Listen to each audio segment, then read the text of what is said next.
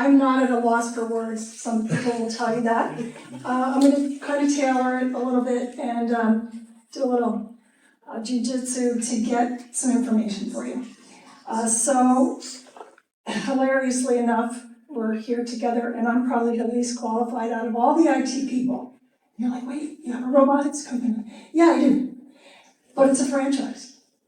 Interesting. So that's number one in the interesting way that this is an innovative solution for a product line, whatever it is. So how do I come to be a robotics franchise owner? So actually, if you saw on one of our displays there, the gray case there, that is an underwater ROV, and it goes down with the cable. You can see it's 1,000 feet. And how come you have that, Troy? Like, what makes that exciting? I was actually looking for that from a previous business that brought us to the robotics. Because, and don't judge, but I have an offshore wind farm support company. Who does that? Out of your house in Melbourne, and you put fishermen on boats to start that industry in the United States in 2020. Again, another unicorn industry. Out of your house, and your payroll for like 12 to 16 guys that are mariners for services that they did, which would literally be in a wheelhouse of a foreign vessel, because all the offshore wind developers are foreigners, working to put that together in our communities off the shore, eastern coast, from Massachusetts all the way down to North Carolina, and all the way up to Florida into Texas. I don't think they ever got that far because oilmen. And then all the way up to the other coast. So the last thing I can tell you about that is, how does that even go? And it's the most expensive energy on the planet. We were putting guys in the backyards of where they had fished for many years. Do not believe everything you understand about whales and so forth. Those are unique circumstances I'd be happy to relay. But anyway, that ROV was going to be my next level, because we were involved with initial testing, surveying and testing of groundwater for ground structure to build the structures for the windmills. First 5 were built off of Block Island in 2016, which was under Obama. And I have a schedule, this is kind of interesting too, like where those dates would have brought us to where we should be now. They're so off, it's not funny. But out of your house, payroll, $2 million, like I'm putting guys on boats with binoculars, plotting software, and the ability to talk to the captain of a foreign vessel to tell him you're about to run over lobster traps, and that's $1 million problem. If you do that at that time, please chart your course elsewhere. So anyway, that's how I get to this place, because I was looking for another product that I could then provide in a later date for offshore wind. Well, we already knew it was going to be kind of bumpy. Everybody does, and here we are today. So I just want you to know I actually still have guys on the water in the New York area. So don't believe that they all stopped making windmills right at this time. I believe it will change if anybody wants to know more. So about this, that ROV was available through a franchise company called RobotLAB out of California originally, and then now out of Texas.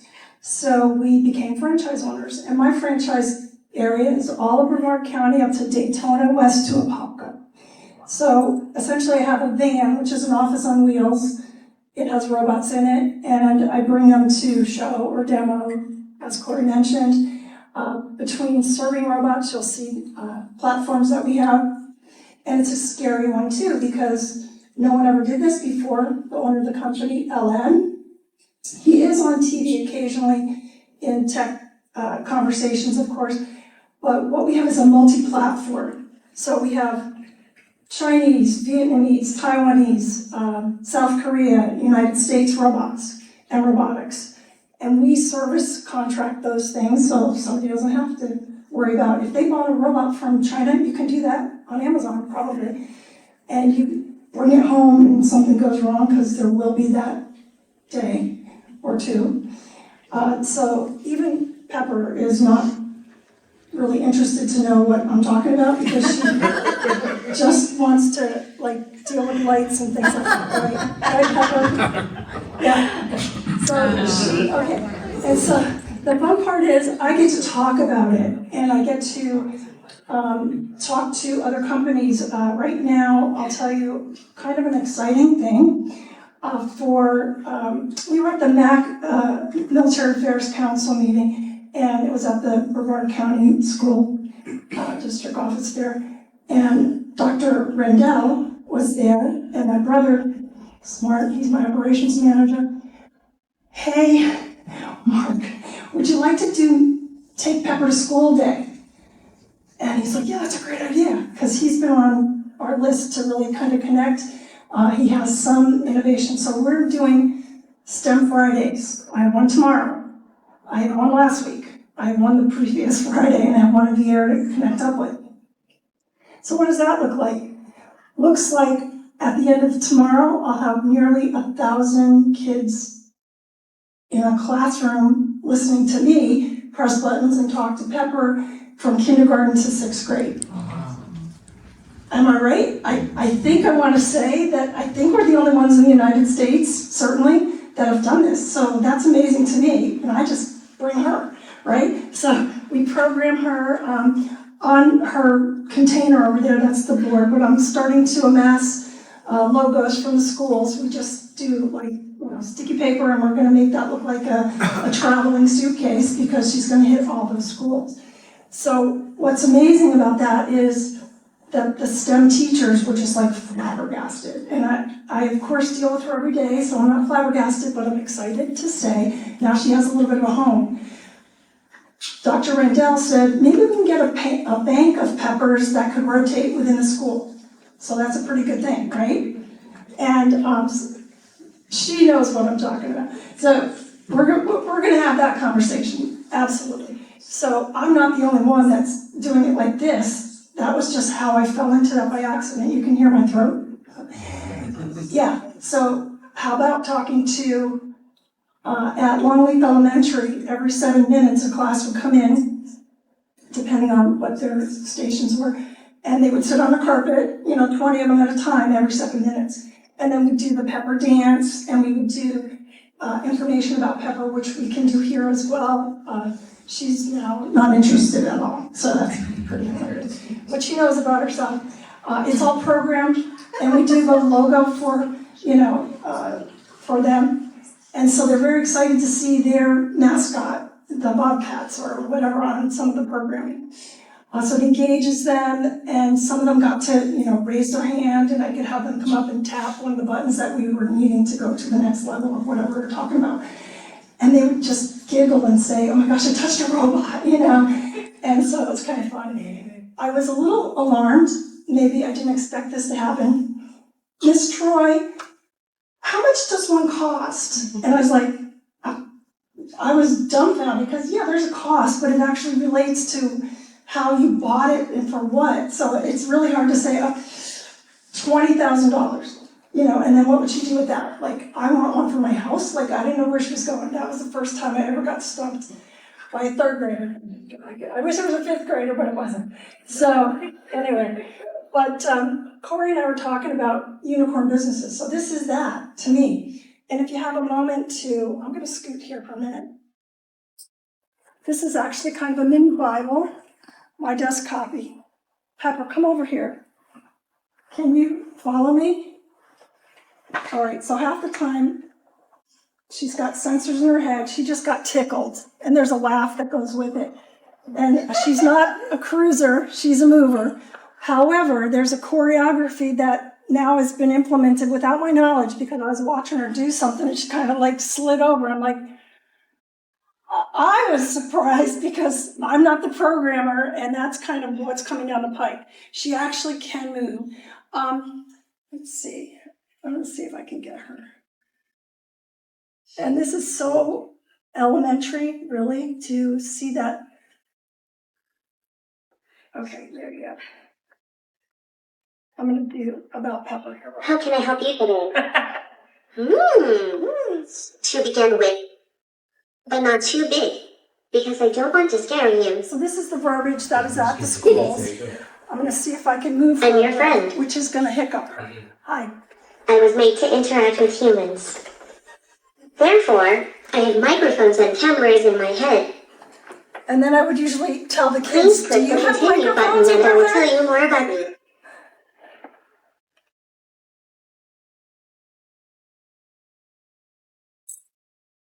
So that's a continue. But anyway, so this is where they Okay. were at, and they would continue talking with her, Awesome. asking her questions. Especially, I'm proud of my 20 degrees of freedom. And that's around, that's not moving from Please give left me to some right. space to demonstrate what that means. I can reach for the sky. Take a quick breather. Ah, phew. I dance, move my fingers, and so much more. I can... She sneezes. Oh, excuse me. So Besides the ability, that's kind of how. I've recently been you hired know to that. inform and entertain customers in a restaurant. Greet customers and inform them about today's special or give them recommendations based on... Awesome! I'm happy that you are so interested in me. My main mission is to bring joy and happiness to people. Therefore, I'll soon be joining a senior care center to provide companionship and assist. So all this Ready is to have a great time? pre-programmed for an event. It can be as little as you want for a demo, or it can be as extensive, especially if you go into languages. So she speaks 27 languages. She can be chat GPT. She has a chat bot on there. I am so hoping that it isn't like when we did texting out in the world, that it was by the minute or by the letter.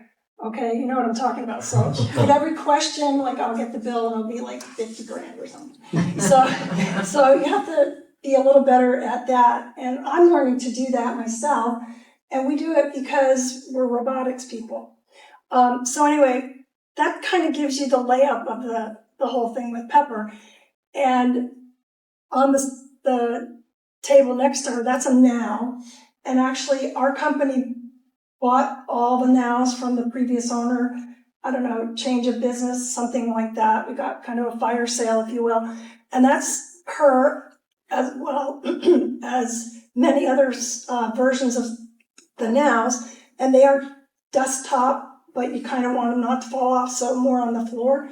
But they can get up if they're sitting down. I show videos, and that's kind of creepy because you can hear the gears moving, you know. And they do calisthenics, and they'll have kindergarten kids kind of posing and everything. So all these to say, it can be enriching for the STEM classes to participate on that level. So anybody got a question for me that you hadn't thought you were going to ask today because you didn't know what I was going to tell you? Good, okay. So, the other funny thing, I was gonna tell you this, Corey. I used to be a competitive figure skater, okay? So never got to, Olympics or anything, nationals, was where I stopped because I was going to college. So long story short, here's where the speaking engagement come into play. You're nervous about speaking? How about in an arena of 300 people watching you, and what do? Fall on your butt. If you get up, continue, and the music's still going, you gotta pick up, right? So if you could do that, and know that everyone else is going with you, more than they are like, oh, good, she fell, she's out of number one, right? But you don't know that, you're just trying to like, where's the last part of the music that I can now find my way? So it's a lot to say that, because how did I get from every other thing in the world that I did? I actually went to Drexel University, which is hilarious, because like I was challenged at business math, I was gonna say, but I had a design program there. And I can tell you the, formula for putting the parabola of light on the wall to the floor to make sure the venue is the way they wanted to design it. So I'd pick a light bulb. So that to me is like unique too, but nobody knows it because it's up there and it's like considered an everyday thing. That's what these guys are gonna be. All the robots that I carry, the delivery robots, the cleaning robots, the carpet robots. They're mundane, they're boring. until you program them to clean this at night when you turn off the light and the guy goes home. So what didn't they have to do? The same thing in the morning. It's already done for you. There's so many things that we have availability for, and the Blue Eye is actually most essential right now. Operations manager Aaron is going to fire shows, which are, EMS, fire, emergency, every other thing you can think of. And they convene in an element. One just was in Orlando. And the Blue Eye actually does find weapons, even in murky water, because it does have a sonar application. So even if it's murky, they can find the weapon. They can find the body, unfortunately. That's not search and rescue, that is search and recovery at that point. It has a grabber. It can bring you up because there's buoyancy. So I didn't think we were going to be talking about that when I was going to be looking at, structures for how to get cable looked at properly, or make sure that the offshore wind structure isn't rusting out in record time or something like that. So this is unique, and also it does count grass growing from the lagoon if you wanted to, so you could actually use it environmentally. The husband is a marine fisheries fellow, and on the other coast of Florida we have a fishing outfit in Tarpon Springs. So that's pretty funny. It's an 85-foot fishing vessel. I think they're already booked for next year. Sorry about that, but you can always kind of get on the waiting list if you want. And they go out into the Gulf of America, 200 miles or so, and for 3-day, 4-day trips. And they're closer to Cuba than they are to here, or even to Tarpon. So that's another third business you must run when you have a robotics franchise, of course. So he spends a lot of time over there, which is not how we kind of plan this, but that's a family business. So I don't know. He's going to probably bring that to the National Marine Fisheries. Do you know how they get quota for fishing? Anybody? No fisherman. Who's a fisherman in the room? Nobody. Okay, I'll tell you. And it's going to sound wrong from the fishing aspect, so I didn't want to be corrected. That's kind of where it's going. Here's how you do quota. So a guy in Destin, the Panhandle, he fishes for red snapper. That's what he has a license for. Every year they go to a shipwreck. They drop a line, the fishing people drop a line, they catch fish. They weigh them, they count them that way. Catch fish. Have you ever tried to catch fish? Okay, so how random could that be? This thing could go to the same wreck. Oh, and that's based on your quota for the year. You can only catch X amount because they're in short supply, their husbandry has been wasted, we catch too many of them, whatever. So that's your livelihood as a fisherman for how much you can actually catch for the year. So then secondarily, we're going to do that again next year. We're going to go to the same place. We're going to drop a line on a particular Tuesday. I mean, how do you count fish that way?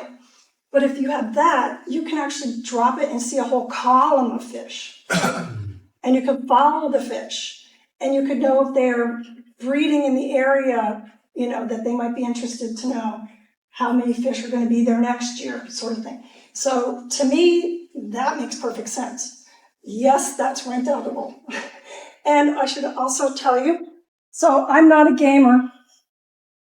My kids are. My kids drive this thing. So it's from Norway. It's the Blue Eye. Do you have a minute to put that up on the screen? I think I'm the only one in the United States that may actually own this. So it's from Blue Eye out of Norway. Sent my brother and my nephew there because this is how you control it. And then it does have a way to put your phone on there. Okay. And it doesn't have the stand right now, and I asked him where was the stand for that, and he said, "Oh, we're not using that anymore. We're actually just using a phone." You're dialing on the phone to drive this thing. It has a 2-hour battery life at the minimum. You can bring it up and then take it back down again. So it's got propulsion. It's got ballast. Again, I just own it. I don't drive it, thank God, because it's spastic. Okay, like I'm spastic. So the idea is not to be on shore trying to watch it, drive around and look at boats or bulkhead or anything. you're in your car and all you have to do is see what it sees. Did you see that? Okay, you just have to see what it sees, which is recorded in real time to the owner of that information that you're selling it to, or providing information to. So this is the latest Blue Eye. They have it might be every other Thursday or something, but you could go on one of the Zoom conferences. So you'd have to get up by like 8 in the morning because they're at 4 in the night. But you could listen to this if this was interesting to you for some reason. So in that same fire scenario that I gave you for trying to secure something that they need to know underwater, this one has a whole nother, it has a stand, it can be fixed, you can drive it in real time and talk to the person in Connecticut that wants to know something about where you are, cables, whatever. Even the bottoms of boats, you can own it as a land and sea survey company, you know. So this has many more applications than I'm even giving it credit for. So I was starting to say, this is kind of where I'm going. This is amazing to me. So a guy named Christian actually is the owner of it, and they live closer to, tell me if it's Iceland up there. So you drive an electric vehicle to get to Trondheim, I believe it is. It's a small little town that's icy and cold. I'm not going there. So, but it's something that we're using for possibilities of all those things I mentioned. So those are my customers. At the end of the day, I was telling you about the STEM classes. So this isn't the right one. We've got a whole program of a STEM lab that can be built for you, that you decide what you want to be utilizing the STEM situation for in a classroom setting or in a higher education setting. So STEM labs look kind of like that, the whole CTE lab. And this is something that it would probably take a little bit more input to really pull it together for a particular use case. But if we at least maybe have a spot in Brevard County out of 100 schools that we can have a field day with it, you know, and a class that's pointed at it for a particular reason, we could do that. Same with actually enhanced, that's nowhere near, that's an image of going to an aquatic situation. So we have imagery that's lab related, AI, accessories, arms, and these we don't manufacture. Remember, we find the manufacturer to fit what we are looking at.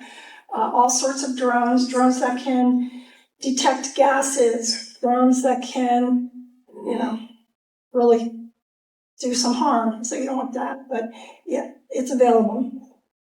I also have fire bots, that one's called Colossus. It's a bigger than a heavy duty golf cart with track wheels, you know, skid steer stuff. And it goes into a fire before anybody else would have to in the building. So with retardant, with water, we have that. So again, we do what the, you know, boring and mundane and maybe dangerous work ahead of time so the human doesn't have to. Is that one cabled like this one, or is it wireless? The This Firebot. one, I'm sorry? The Firebot. Oh, the Firebot is, it's a driving bot. You drive it in. It's not cabled. Unless you have water that is hosed, you could have it hosed. Okay. There's different applications. We went to, in Southlake, Texas, which is where our home office is, we went to Dallas-Fort Worth, and they parked an airplane and poured 7,500 gallons of jet fuel on it, and they were able to extinguish it with the methods that so I didn't get to go that day. Did you want to go? Did you want to see the video? I was like, I even missed the video. So who blows up a plane, you know? That's the way I'm looking at it. We have electric stop sticks that you can slide out instead of a person trying to set them up for police activity. So that's pretty cool. And anybody's able to take a look through here. Well, I think with the UPS plane that just went down 2 weeks ago, there's your perfect example. They were stuck far out trying to make foam and hoses reach where that they could drive into the middle. It could have been there in a minute, yeah. And so we certainly have expertise in the drone dog scenario, but we also have one that blows bubbles. At this moment at IAPA, International Amusement Association, I can't remember we have some of our robots there, and the dog with the bubbles is making a hit, and I'm like, it's kind of like, to me, Pepper excitement, you know, because we're like, so that's such a level of what we really offer is amazing and humanitarian and life-saving. Oh, speaking of, so we also have, it's a robot that is a disinfectant that is about as tall as I am. And it's the blue light that goes into a surgical room, and it extinguishes all the DNA that's left behind from a cleaning. That means they can turn over a surgical room that much faster. It's pretty intense, so it requires not my skill by any stretch of the imagination, but it is programmed that it goes in the room. It sits there. If a pen falls off the table and hits the floor, it hears it and it stops immediately because it thinks a person or a dog or something came in there that's alive that would be killed immediately because it will kill you. It's DNA killing. So, yeah. Wow. So I could tell you that. But that's in a hospital setting. Do we have any hospitals here? Yeah, I do. So my clients are not everybody's client by any stretch of the imagination, but I have something for everybody. In my opinion, that just needs to get out with this particular kind of conversation. So, I don't know. So that's kind of it. It's constantly a showstopper, and especially if a family member is the programmer from Boise, Idaho at the moment. And my daughter has been doing back-to-back programming because I've had every Friday we've had a thing, but I've also taken her elsewhere in the middle, like today for tomorrow. So, yeah, so it's been exciting. I think the most for me was how the Take Pepper to School day kind of just went kind of organic, actually. And Longleaf Elementary, Catherine Watt, she found me in the Space Coast Living magazine. I just did a bio in there because, I don't know, I kind of got sucked into it. I like to talk to them. And what he said about me was pretty much from that article. But yeah, so how did she see that? And then all of a sudden she's the first person that called. And then a friend of mine from my hometown is a now retired teacher from Longleaf Elementary. So I grabbed Linda. I'm like, Linda, she lives in Melbourne. You're coming with me to Longleaf. She goes, I haven't been back there since I retired, which is 9 months. And you can't go back until like 6 if you want to do, a substitute teacher or whatever like that. And so she was excited to get back, and I was like, thank God she went, because how do I navigate a school? Like, they lock every door behind you. You're in the middle of like, okay, where's the bathroom? You just want to, and every kid knows, right? So the entrance into a grade school, again, was just amazing for me, and each one's a little different. So Freedom 7 had 60 kids. Did you show that picture where it was right? Oh no, it's on Pepper. I'm sorry. Let's see if we can move her. Hi, thank you. Okay, so come over this way. So she has auditory and cameras, and she actually picks up on the lights. But on this screen, that's me. And then the next, over here, Pepper. Hello. She doesn't have volume on, just so you know. I'm going to take her to task here. Oh, let me tell you about myself. Okay. And there you go. See, this is why we would have a logo on the back. Right. Yeah. Okay. Pepper, can you come over this way? Okay, good. There's the kids. So I had 60 kids. Those are grade level. They would come in at Freedom Elementary, and they would, there's 60 people I'm all of a sudden talking to. And all of those kids had a Pepper comment or a Pepper experience. So that's where I think Brevard certainly will have some upside if they look at some of these projects that we can do. So, yeah, I think that's kind of what my experience has brought. And I'm glad that I got a little bit of a show with the environmental camera that we have there, and it does have things that I don't even have access to yet from the fellow that created it. His name's Christian, that we're gonna see, I think, at the Work Boat Symposium in Louisiana. So I'm going to another boat show. It's not the kind where you have luxury yachts. They're guys with boots and cables and grunts and stuff like that. But it's okay. We don't shy away from it. Remember, if you fell on your butt in the middle of an arena, nothing can kill you. So with that, anybody else with any question I could answer?